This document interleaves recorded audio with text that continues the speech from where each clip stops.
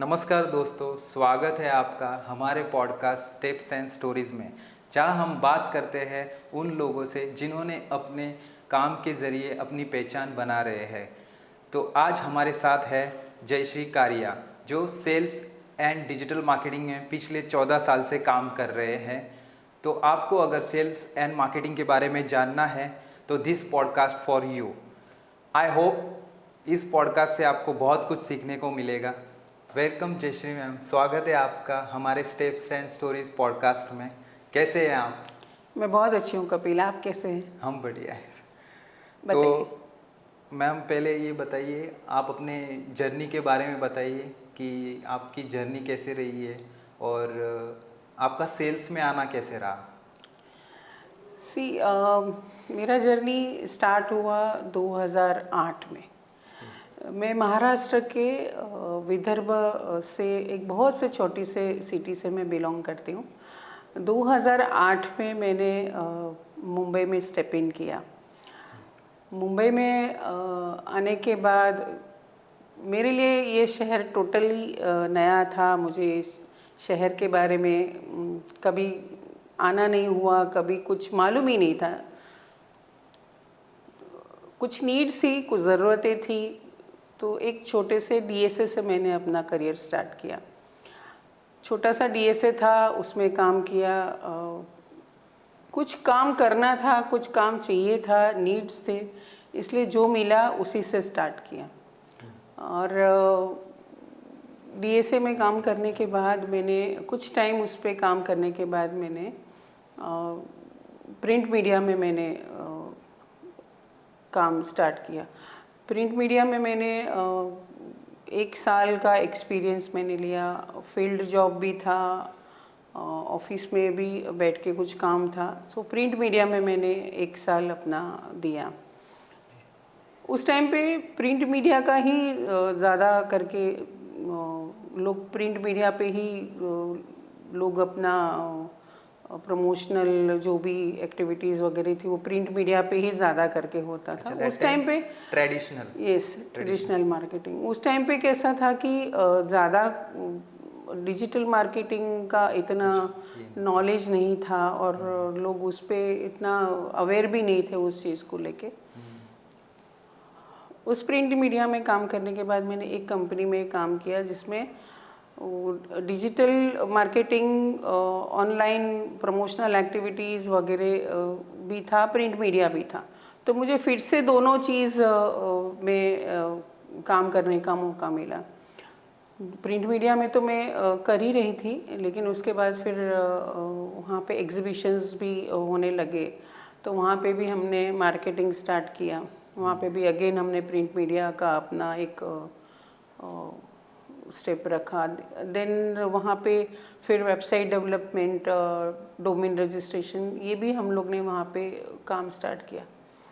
2013 में मैंने अर्श इन्फो सिस्टम्स मैंने ज्वाइन किया। 2013 में मैं इस डिजिटल प्लेटफॉर्म में जो अर्श इन्फो सिस्टम्स है, आज बहुत सारे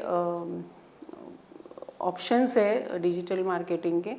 यहाँ पे मैंने अपना अगेन डिजिटल मार्केटिंग में स्टार्ट किया। यहाँ पे फुल फ्लैश में हम लोग अपना डिजिटल मार्केटिंग में जैसे website development, email marketing, WhatsApp marketing, then अपना SEO services, LinkedIn, social media marketing, ये सारे बहुत सारे ऑप्शंस हमें यहाँ पे मिले। और आज लोग प्रिंट मीडिया को मतलब बोलते हैं ना, प्रिंट मीडिया नहीं के बराबर अभी उसका रोल है। न्यूज़पेपर ऑब्वियसली लोग पढ़ते हैं और एक हैबिट हो गई है लोगों को, न्यूज़पेपर चाहिए तो वो न्यूज़पेपर पढ़ते हैं। लेकिन अगर ऑनलाइन प्रमोशनल एक्टिविटीज़ है, मार्केटिंग के लिए ऑप्शंस अगर देखा जाए तो डिजिटल मीडियम ही आज एक बिजनेसमैन से लेके एक स्टूडेंट्स को और हाउसवाइफ को भी डिजिटल मार्केटिंग हेल्प करता है। सो मैंने ये कंपनी 2013 में मैंने ज्वाइन की, अर्श इन्फो सिस्टम्स। तो अर्श इन्फो सिस्टम की आपकी जो 14 साल की जर्नी है, हाँ, तो उसमें स्टार्टिंग में जब भी आप आए थे तभी कैसा था, थोड़ा सा बताइए हमें, और अभी थोड़ा सा आपने क्या अपडेट्स किया है? जी, start with the website development and domain registrations and उस फीचर्स पे ही हम लोग ज़्यादा काम करते थे। उसके बाद हम लोग ने एसईओ सर्विस स्टार्ट किया, फिर धीरे धीरे हमने सोशल मार्केटिंग और सोशल मीडिया ऑप्टिमाइजेशन हमने स्टार्ट किया, ईमेल मार्केटिंग स्टार्ट किया, और आज सक्सेसफुली हम सारे ही फीचर्स को सक्सेसफुली रन कर रहे हैं। And we have very good client list with us, all the clients are satisfied. See 100 में से 100 सेटिस्फाइड नहीं होते, लेकिन बहुत अच्छा हम लोग आज डिजिटल मार्केटिंग में हम लोग काम कर रहे हैं। ओके, तो एक जो सक्सेसफुल सेल्स पर्सन है जी, तो वो बनने के लिए क्या क्या स्किल होनी चाहिए आपके अकॉर्डिंग? सी एक सक्सेसफुल सेल्स पर्सन के लिए जो स्किल्स होनी चाहिए वो तो आपका सबसे पहला है, आपका जो कम्युनिकेशन स्किल है जी, वो प्रॉपर होना चाहिए, क्लियर एंड एक्टिव होना चाहिए। लिसनिंग आपका, जैसे अभी हम लोग बात कर रहे हैं, राइट, तो सिर्फ वन वे कम्युनिकेशन नहीं होना चाहिए। तो आप क्लाइंट को सुनिए, आप क्लाइंट का जो नीड है उसको समझिए, और आप जो कन्वे करना चाहती है वो प्रॉपर वे में कन्वे करिए। क्लाइंट के माइंडसेट को आपको समझना है, क्लाइंट क्या चाहता है वो आपको समझना है। प्लस सेल्स में आप जाते हो, रिजेक्शंस आते हैं, बहुत सारे आते हैं रिजेक्शंस, तो उस रिजेक्शंस में आपको डिसअपॉइंट नहीं होना है। आपका निगोशिएशन स्किल्स पावरफुल होनी चाहिए।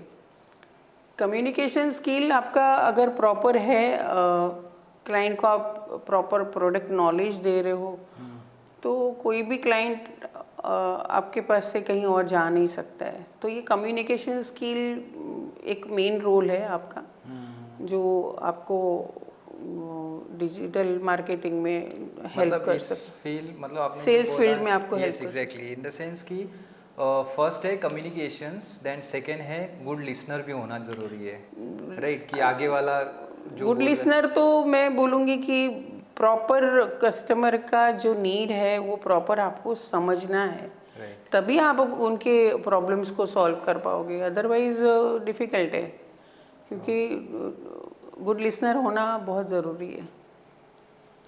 तो एक वुमन होने के नाते आपको सेल्स फील्ड में क्या क्या चैलेंजेस फेस करने पड़े? चैलेंजेस तो बहुत सारे आते हैं, जैसे कि सबसे पहले मैंने आपको बताया कि मैं महाराष्ट्र के विदर्भ के बहुत छोटे सिटी से मैं बिलोंग करती हूँ। तो ऑब्वियसली मेरे लिए मुंबई एकदम नया शहर था। मुझे रास्ते का नॉलेज नहीं था, मैं अकेले बाहर जा नहीं पाती थी, क्योंकि लोकल ट्रेन में मैं ट्रैवल नहीं कर पाती थी, बस में भी जाना रहा, रूट मालूम नहीं रहते थे। धीरे धीरे सीखा, बहुत सारे हर्डल्स आए, ऑन फील्ड काम किया जी, तो ऑन फील्ड में अकेले बाहर जाना, इंडस्ट्री टू इंडस्ट्री मीटिंग करना, ऑफिस टू ऑफिस जाना, तो ये सारे बहुत सारे चैलेंजेस आए। पर्सनल लाइफ और प्रोफेशनल लाइफ को बैलेंस करना, देखिए हर्डल्स तो आते हैं, चैलेंजेस आते हैं, लेकिन उसको ओवरकम करके हमें आगे बढ़ना है। कोई भी फील्ड हो, देखिए हम अगर हाउसवाइफ भी है तो ऐसा नहीं है कि घर में प्रॉब्लम्स नहीं आएंगे, घर में हर्डल्स नहीं आएंगे, लेकिन उसको हम लोग ओवरकम करके आगे निकलते हैं। तो दिस इज़ दी लाइफ कि हर्डल्स आएंगे तो उसको कैसे आपको ये करना है, अपने आप को मोटिवेट करना है या अपने आप को सरेंडर करना है। तो ये चैलेंजेस को फेस करते हुए आपका माइंडसेट कैसे बना किस चीज़ को लेके? सेल्स के बारे में? सेल्स के बारे में इनडायरेक्टली अगर देखा जाए ना, तो मैं पहले सेल्स में ही थी। जैसे मैंने बताया कि before I start my first job 2008 से पहले मैं अपने पापा के साथ में बिजनेस में थी। हम लोग का गारमेंट का शोरूम था, और वहाँ पे मेरा सेल्स ही ज़्यादा करके मैं सेल्स ही देखती थी वहाँ पे पापा के साथ में। और क्योंकि मेरे पापा एक बहुत अच्छे बिजनेसमैन थे, बहुत अच्छे सेल्स पर्सन थे, तो वो चीज़ें इनडायरेक्टली मेरे साथ थी, राइट। मेरे ब्लड में थी। तो और ये सब्जेक्ट जब मैंने बिजनेस करने के बाद जब मैं जॉब में आई तो मुझे उसमें इंटरेस्ट आने लगा, क्योंकि इंटरेस्टिंग लगा और स्कोप भी अच्छा था उसमें। तो मुझे उसमें मैंने 1 मिनट भी कभी मुझे ऐसा नहीं लगा कि मैंने ये सेल्स लेके गलती की, या मैंने सेल्स क्यों चुना, सेल्स और मार्केटिंग मैंने क्यों चुना। तो इस जर्नी के बिटवीन अगर कोई क्लाइंट ना बोलता है तो उसको आप कैसे कन्वर्ट करते हैं यस में? सी देखिए, दिन में अगर मैं अगर 100 लोग से बात करती हूँ, 100 लोग से बात अगर होने के बाद भी कुछ मीटिंग्स हमारी ऑनलाइन होती है, कुछ ऑफलाइन होती है, कभी ऑन फील्ड होती है। देखो, आप कितने ही लोगों से बात कर लो, कितने ही लोगों से मीटिंग कर लो, सारे ही लोग आपको हाँ नहीं बोलेंगे। राइट। बराबर है। कुछ लोग, कुछ बार क्या होता है कि मीटिंग्स होने के बाद भी कस्टमर क्लोजिंग पे आने के बाद भी कभी कभी कस्टमर का माइंडसेट चेंज हो जाता है। कभी कभी कोई डील है जो ऑन द स्पॉट क्लिक हो जाती है। तो अगर रिजेक्शन आते हैं तो उसमें हमें डिसअपॉइंट नहीं होना है। अगर क्लाइंट ने रिजेक्शन दिया है तो पहले ये देखो कि क्लाइंट ने रिजेक्शन क्यों दिया है, क्लाइंट क्यों नेगेटिव है, क्यों डील फाइनल करना नहीं चाहता है। क्या उन्होंने पहले ये सर्विस ली है, और ये सर्विस लेने के बाद उनको उस सर्विस में प्रॉपर सर्विस नहीं मिली है, या फिर वो उनके कुछ फाइनेंशियल क्राइसिस है। तो हमें पहले वो देखना है क्या रीज़न है। क्या ये जो मैं सर्विस उनको सेल कर रही हूँ वो सर्विस उनके बिजनेस को सूट नहीं करती है। ये सब चीज़ें हमें ध्यान में रखनी बहुत ज़रूरी है। तो उसके हम लोग उसका उनको प्रॉपर वे में हमें उनका एक्सप्लेन कर सकते हैं कि देखिए सर, आपको सर्विस नहीं मिली है, आप उस वजह से डिसअपॉइंट हो रहे हैं। राइट। तो आपको सर्विस नहीं मिली है इसलिए आप डिसअपॉइंट हैं, तो आपको जिसको सर्विस मिली है वो भी आपको देखने हैं। हम लोग उनको, हमारे जो प्रीवियस क्लाइंट है जो हमारे और सक्सेसफुली वो रन कर रहे हैं आज अपना बिजनेस डिजिटल मार्केटिंग के थ्रू, तो हमें हम उनका एग्जाम्पल्स उनको बताते हैं, या फिर उनकी केस स्टडी, हम लोग उनकी सक्सेस स्टोरीज हम उनको बताते हैं कि आप कुछ लोग ऐसे हैं जिसकी वजह से आपका नुकसान हुआ है। देखिए, ये इंडस्ट्री ऐसी है कि यहाँ पे कुछ लोग हैं जो सर्विस देने वाले भी है, जो सर्विस नहीं देने वाले भी है। तो आप जिनको सर्विस मिली है और जो आगे बढ़ रहे हैं, आप उनको देखिए सर, और आप अपने आप को एक और चांस देके पॉजिटिवली इसमें आप काम स्टार्ट करवा सकते हैं। सेकेंड थिंग, अगर उसको कमर्शियल पार्ट या उनको फाइनेंशियली कुछ इश्यूज आ रहे हैं तो उसके लिए भी हम उनको कन्विंस कर सकते हैं। थोड़ा सा मोड ऑफ पेमेंट में हम उनको फैसिलिटीज़ दे के वो चीज़ को डील क्रैक कर सकते हैं। उसके बाद भी अगर वो बिज़नेस उनका बिज़नेस इस सर्विस को सूट नहीं कर रहा है तो उसके फिर और भी कुछ ऑप्शंस है हमारे पास में। बहुत सारे फीचर्स है जी। तो इतने सारे फीचर्स में से कौन सी सर्विस उनके बिजनेस को सूटेबल है वो हम उनको दिखा सकते हैं। तो देखिए, रिजेक्शन तो आएंगे ही।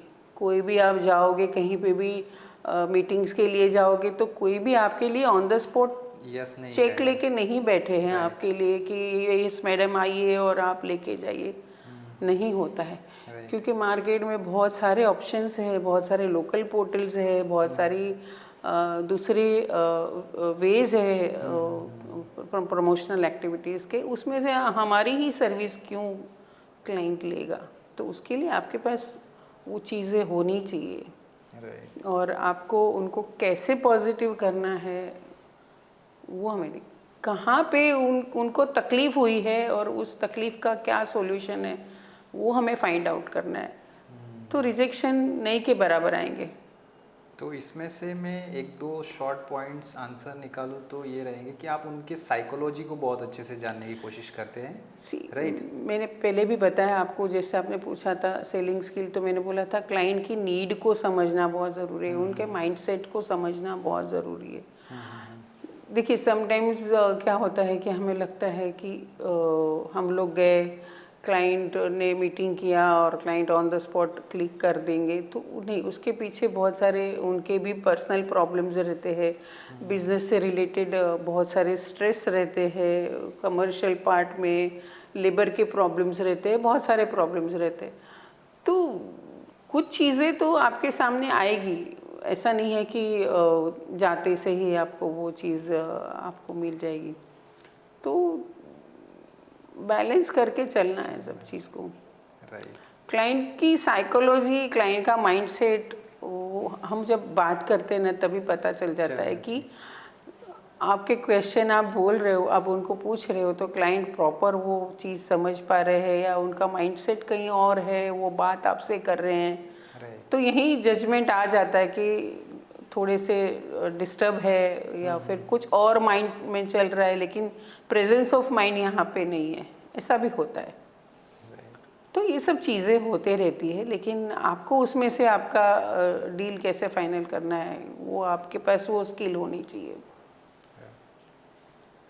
इससे रिलेटेड एक नेक्स्ट क्वेश्चन ये रहेगा मेरा मैम कि आप उन वुमन को क्या मैसेज देना चाहेंगी जो डिजिटल मार्केटिंग, जो इतना अभी वास्ट करियर है, राइट?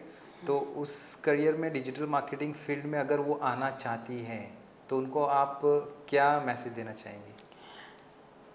मैं तो ये कहूँगी कि ये डिजिटल मार्केटिंग एक ऐसा प्लेटफॉर्म है कि यहाँ पे आप इस डिजिटल मार्केटिंग को आप अपना पैशन बना सकते हो, आप अपना गोल बना सकते हो।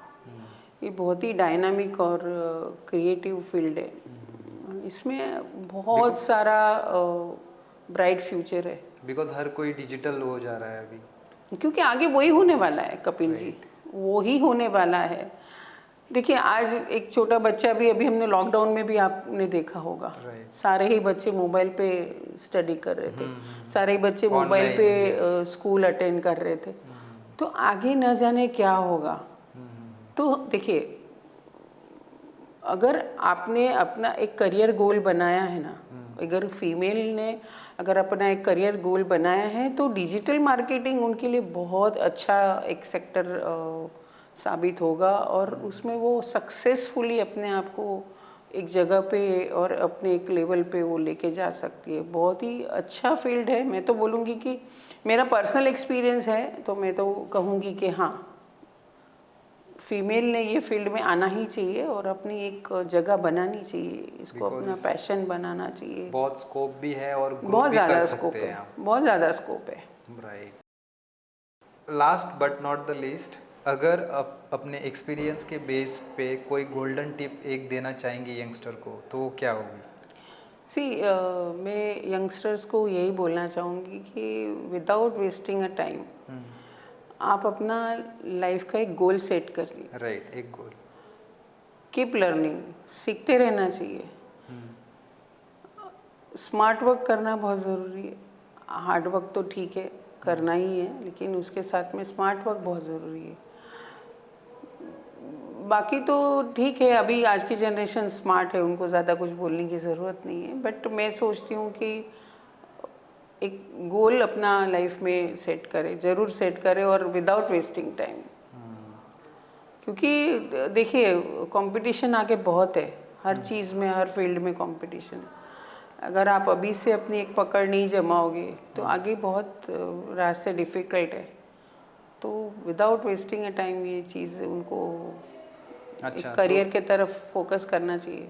ओके, तो ये मेन पॉइंट था कि एक गोल सेट कीजिए। गोल सेट तो होना ही चाहिए, सीखते रहना चाहिए। देखिए सीखने की उम्र कभी ख़त्म नहीं होती और सीखने की कोई ऐसा नहीं है कि एज हो गई तो सीखने की उम्र ख़त्म हो गई। लोग एक सीनियर सिटीज़न की एज में आने के बाद भी कुछ लोग एक नया सीख के एग्ज़ाम पास करते। तो ये ज़रूरी नहीं है कि सीखते रहना चाहिए लाइफ में। बहुत सारे ऐसी चीज़ें हैं जो हमें आगे अच्छे लेवल पे लेके जा सकती है, तो विदाउट वेस्टिंग अ टाइम अपना काम प्रॉपरली करना चाहिए। Thank you so much Jayashree ma'am. Thank you Kapil बहुत जी, मज़ा आया आपके साथ बात करके। मुझे भी बहुत मज़ा आया आपसे बात करके। Thank you. Thank you very much. आपने एक मौका दिया बातचीत करने का, और थैंक यू सो मच। तो दोस्तों, ये था आज का हमारा स्पेशल एपिसोड जयश्री मैम के साथ सेल्स के बारे में। आई होप आपने बहुत कुछ सीखा होगा इसके बारे में। Thank you so much listeners के लिए भी। Thank you all too, and thank you Jayashree ma'am also. Thank you so much. आपको पसंद आया होगा ये एपिसोड, तो लाइक एंड सब्सक्राइब करना ना भूलें। Thank you so much. Wish you all the very best.